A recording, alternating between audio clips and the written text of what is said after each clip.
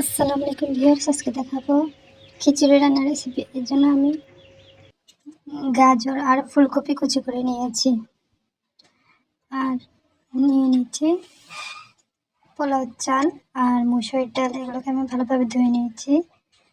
তারপর এখানে একসাথে দিয়ে দিচ্ছি আর হলুদের গুঁড়া, লবণ, ধনিয়া, জিরা, আদা রসুন বাটা, পেঁয়াজ, আমি সব কাঁচামরিচ দিয়ে একসাথে, তারপর তেল দিয়ে আমি ভালোভাবে এগুলোকে মেখে নিব। মাখা হয়ে গেলে তারপর আমি এগুলো একটু পানি দিয়ে চুলায় বসিয়ে দিচ্ছি। যখন এটা কুক হয়ে যাবে পর্যায়ে আমি দিয়ে দিব গরুর মাংস। আমি আগে থেকে রান্না করা গরুর মাংস দিয়ে দিয়েছি।